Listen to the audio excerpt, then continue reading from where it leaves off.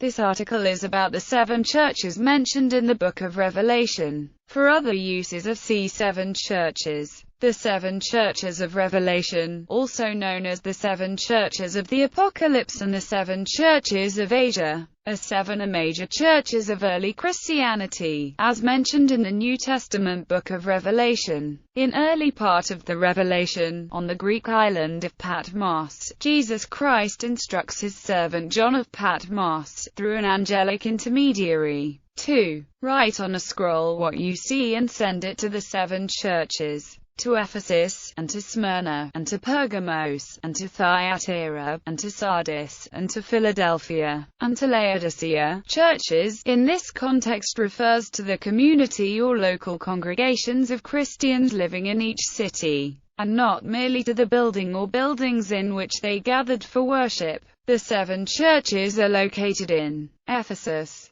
Smyrna, Pergamon, Thyatira, Sardis, Philadelphia, and Laodicea, near Dennersley. Character of the churches. Ephesus, the church that had forsaken its first love. Smyrna, the church that would suffer persecution. Pergamum, the church that needed to repent of allowing false teachers. Thyatira, the church that had a false prophetess. Sardis, the church that had fallen asleep and yet called itself awake. Philadelphia, the church that had endured patiently. Laodicea, the church that was lukewarm and insipid. 7 messages. The letters follow a common pattern. For example, the Lord first addresses each church and identifies himself, then defines things that he knows about the church in question. After this, a challenge or reproach is given, followed by a promise. In all 7 cases the admonition is included. He who has an ear, let him hear what the Spirit says to the churches. Although sometimes this comes before the promise and sometimes after. Although the letters differ in length in accord with the needs of each community, all conclude with an appeal to hold fast and to listen to what the Spirit is saying to the churches.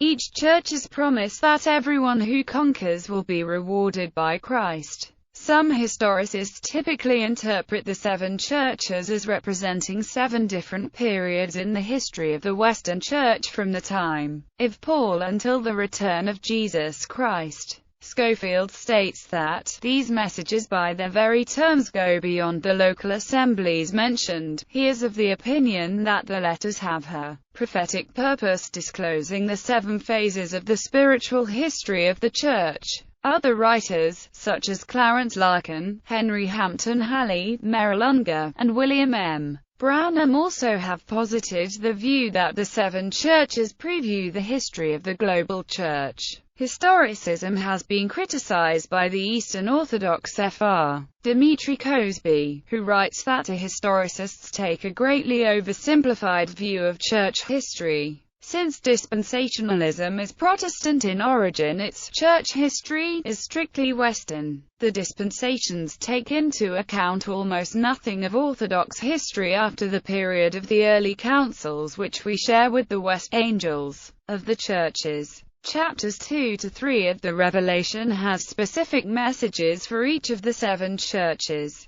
The message of each of the 7 letters is directed to the angel of the particular church that is mentioned. Oregon explains that these angels are the guardian angels of the churches, a view upheld by Henry Alford. But Epiphanius explicitly rejects this view, and, in accordance with the imagery of the passage, explains it of the bishops. John sees a vision of the Son of Man, who walks among 7 lampstands and has 7 stars in his right hand. Revelation chapter 1 verse 20 states that the 7 stars are the angels of the 7 churches, and the 7 lampstands are the 7 churches. The comparison of a teacher to a star is scriptural. Augustine of Hippo's reason for interpreting angels of the churches as the prelates of the churches that street. John speaks of them as falling from their first charity, which is not true of the angels. Others would say that the falling away relates to the churches, not to the messengers. As each of the 7 letters conclude with the words, "He who has an ear, let him hear what the Spirit says to the churches," in the New Testament.